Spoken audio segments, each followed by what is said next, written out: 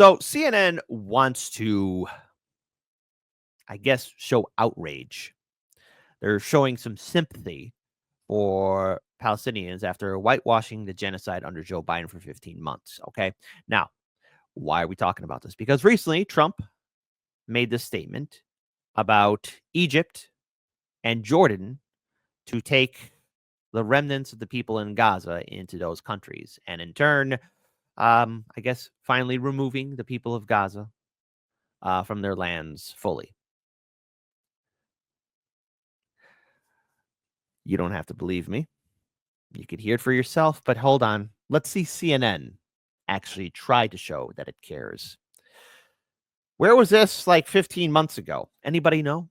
No such thing as a wrong answer. I really want to hear your thoughts. And we just clean out that whole thing. It's over the centuries, that's many, many conflicts that site. And I don't know, it's something has to happen, but it's literally a demolition site right now. Almost everything's demolished. Jordan's foreign minister coming out today and saying it would not support relocating Palestinians from Gaza. We're also seeing dramatic video of thousands of people trying to return to northern Gaza. Right now, Israel is holding up the return because of a dispute with Hamas over the return of a civilian Israeli hostage.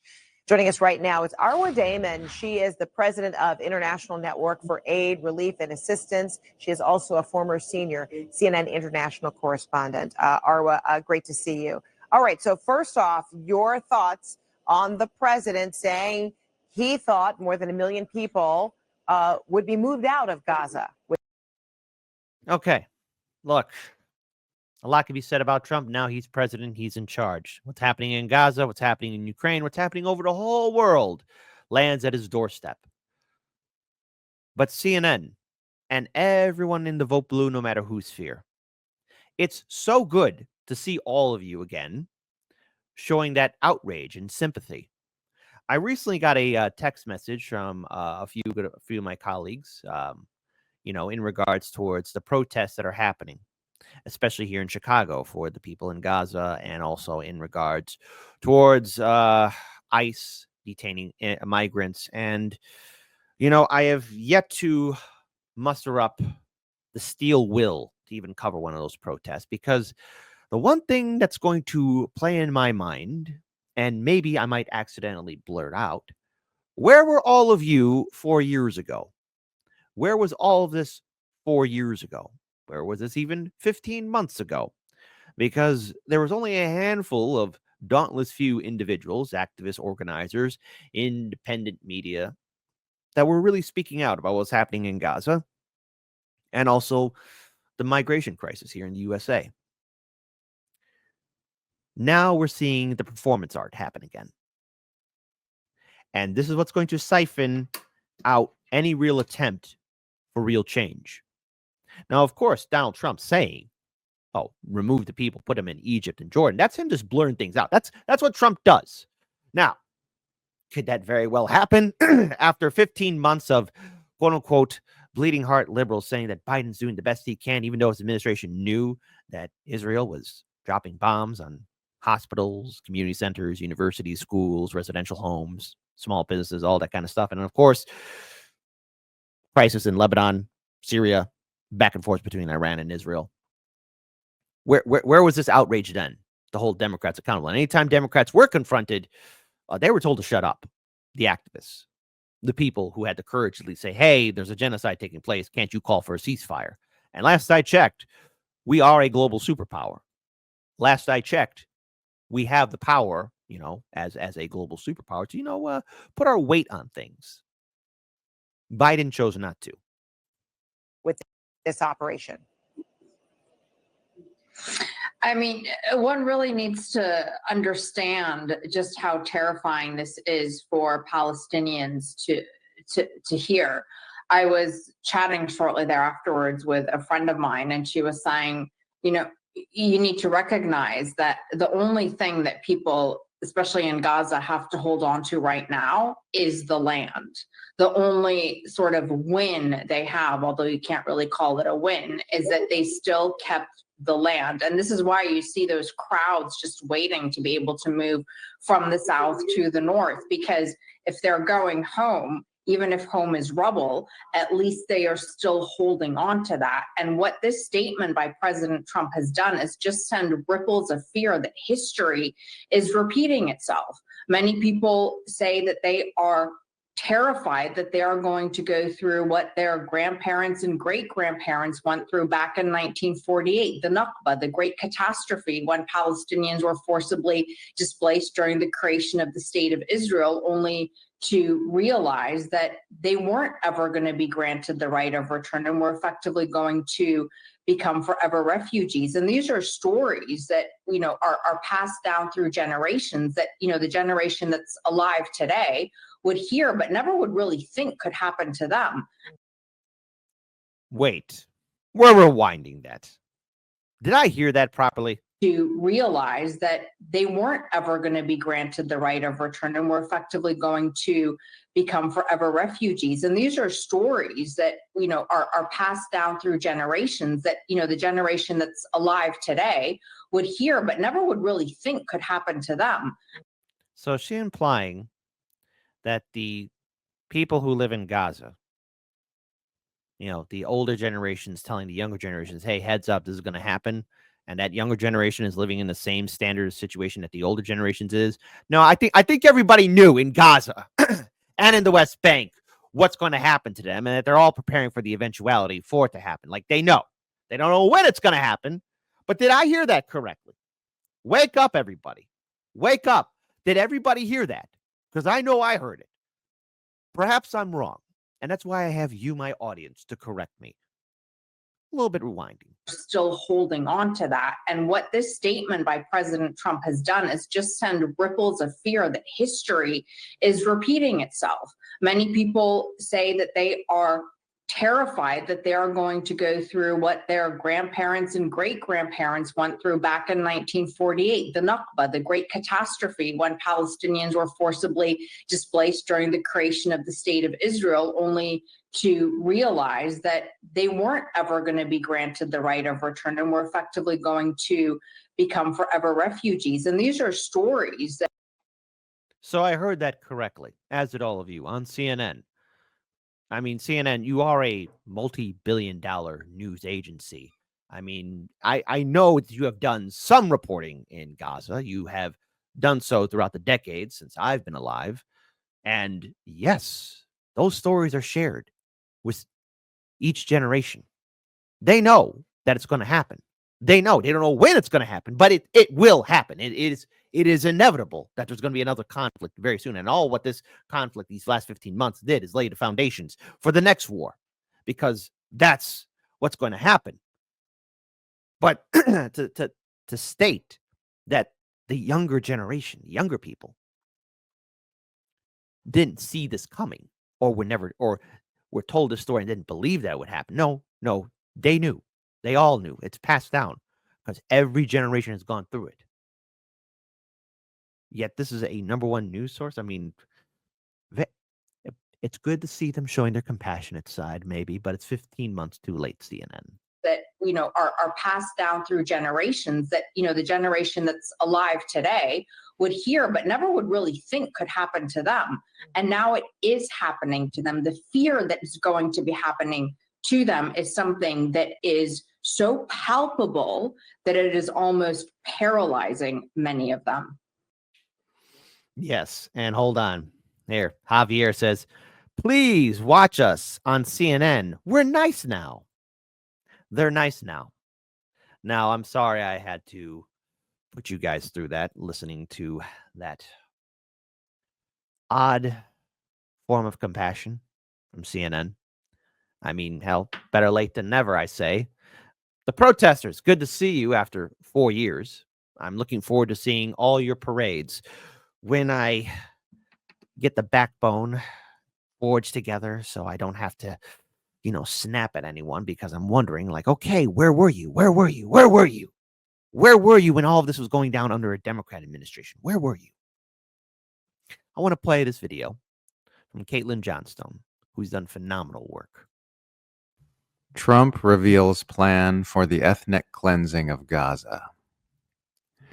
Well, that didn't take long. President Trump has said he wants to, quote, clean out Gaza and relocate its population to U.S. client states, Egypt and Jordan, which would, of course, be a textbook case of ethnic cleansing. It would also align perfectly with long-standing Israeli agendas to remove Palestinians from their homeland so that their territory can be seized and settled by Jews. Speaking with the press on board Air Force One on Saturday, Trump said he talked to Jordan's King Abdullah II about taking in large numbers of Palestinians from Gaza, and said he plans to speak with Egypt's President Abdel Fattah el-Sisi about doing the same.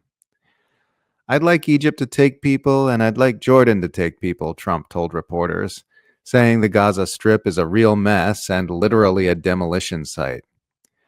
You're talking about probably 1.5 million people, and we just clean out the whole thing, Trump said. The president said that this new arrangement could be either temporary or long-term, but one would have to be extremely naive to believe that either Israel or Washington plan on emptying out Gaza of its inconvenient population, rebuilding it, and then bringing them all back to shiny new homes. Israel has a very extensive history of grabbing land from Palestinians and then refusing to give it back, which is why there are so-called refugee camps for displaced Palestinians that are as old as the state of Israel itself. Just 5 days into his second term as president, Trump left no doubt about what his intentions are for Gaza. Now, there's a lot to unpack with Trump in his statement. Obviously, Jordan and Egypt are not going to do that. I mean, but then again, I've been surprised by the actions of the international community these past 15 months. The actions of many of our politicians and quote unquote organizations that say they care about people, all people. But yet, when finally brought up to task, we're told to be quiet because we have to vote Democrat because the Democrat's going to fix something, even though nothing was being fixed at all, and that they knew. Trump's statements, especially in regards to moving people around here, it's to be expected. But if we are really trying to end these wars, I mean, we really have to get to the root problem of it.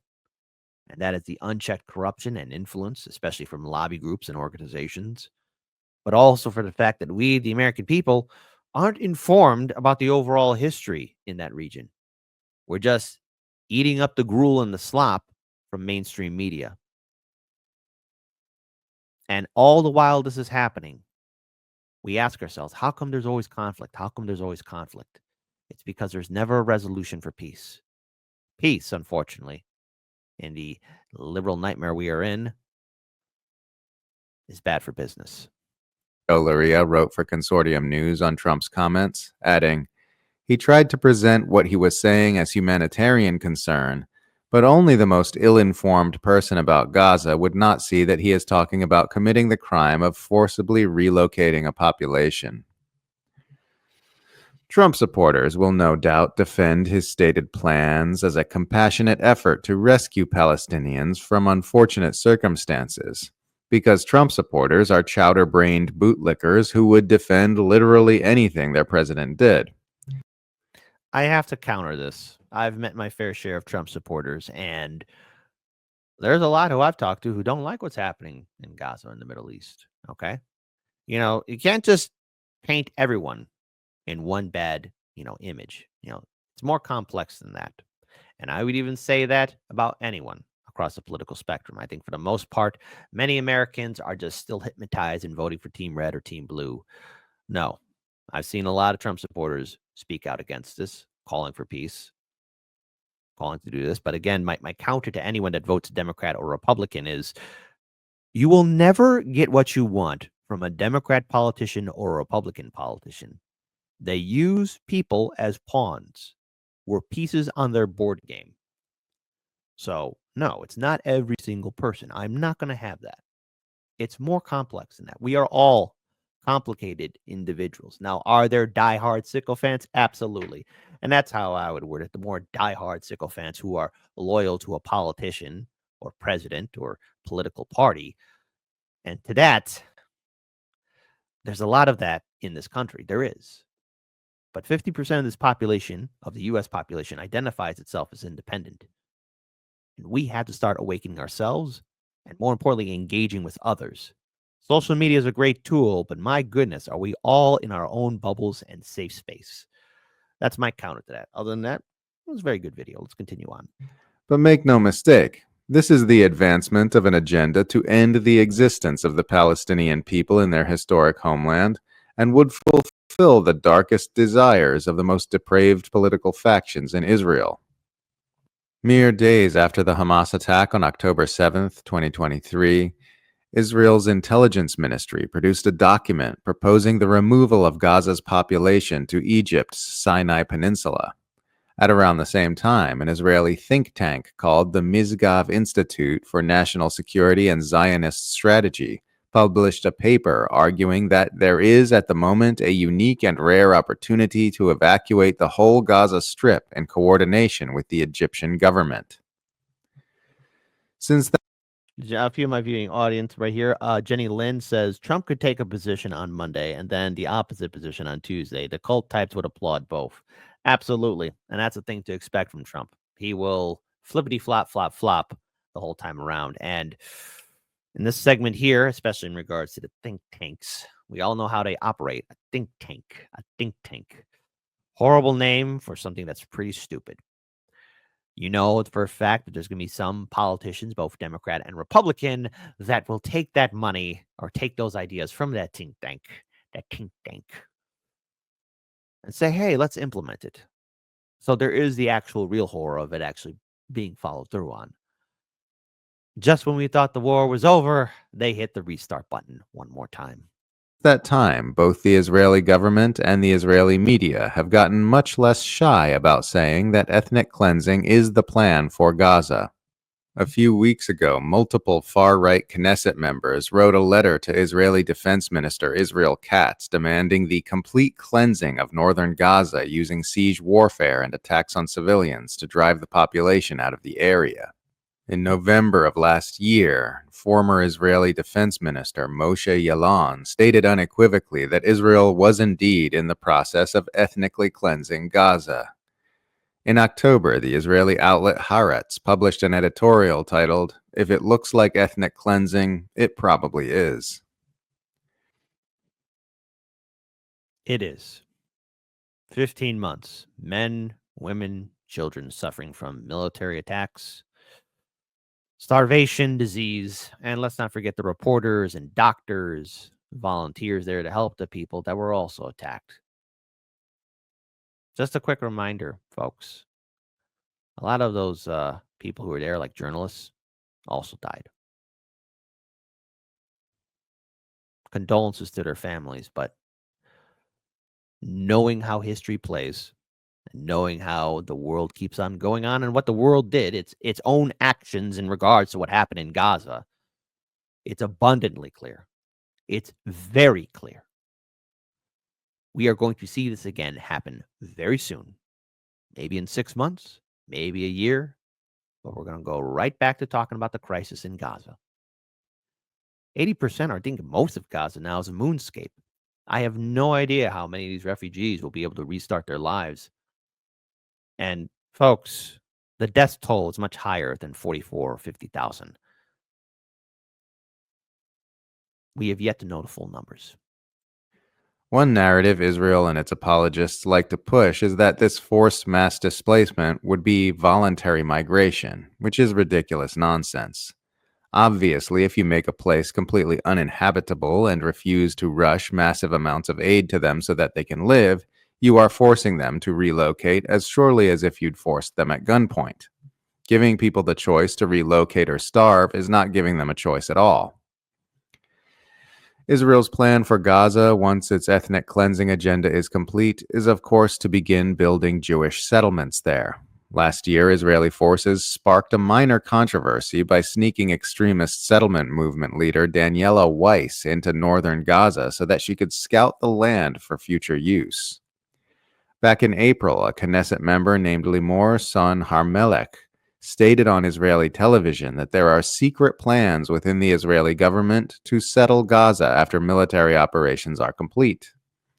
This past November, numerous Israeli officials attended an event brazenly titled Preparing to Resettle Gaza, just in case you needed it spelled out even more clearly where all this appears to be headed.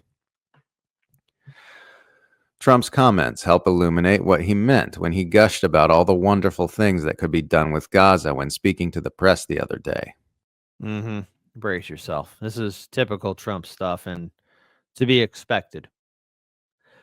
I'm not expecting anything to fundamentally change, just get progressively worse.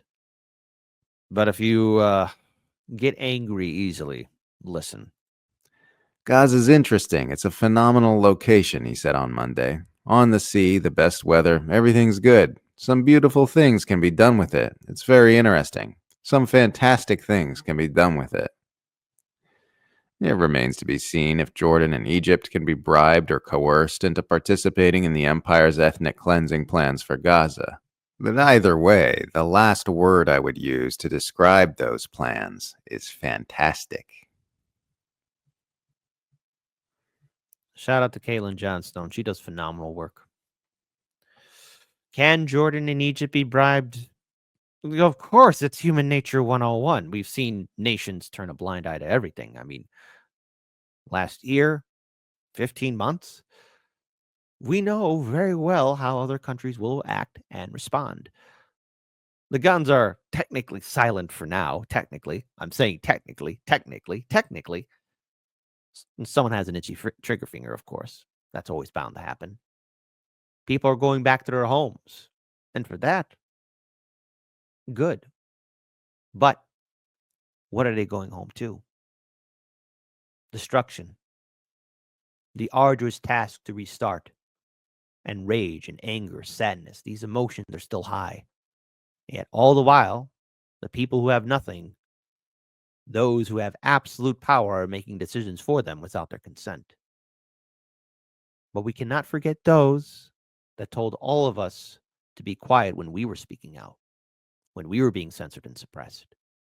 Now, corporate media and all those protest groups are back in full force. And okay, great, you're back. Well done. You were sorely needed. But then what? Pushing us right back along into the Democrat Party, or just the same protests over and over again? I mean, is every time I have to go downtown, I have to check if there's going to be a protest in front of Trump Tower? Another parade? Another glorious parade of words, but no action. Statements, but no deeds. This will happen again. The guns will be active again. And as I've said since we've covered this subject, and so have all of our colleagues too, but I've made it very clear. All what this conflict has done is lay the foundations for the next conflict. How many times will this go on until it stops? Well, I guess Trump's solution is just move them along. Get them to have Egypt and Jordan take them. And you know what the response will be from the approved resistance? Parades. I mean, protests, and CNN and MSNBC saying tisk, tisk, tisk. But then when we bring up, hey, maybe if you actually do things, you know what those same wonderful organizations, Vote Blue no matter who people, anybody's going to say? Well, that's too difficult. That's too hard to do. Then why are you here? Just feel good points? Have we not learned the lesson? These are real people. And their lives have been forever changed for the people living in Gaza. Let us all do what we can to build a better future. Because right now, things are looking bleak.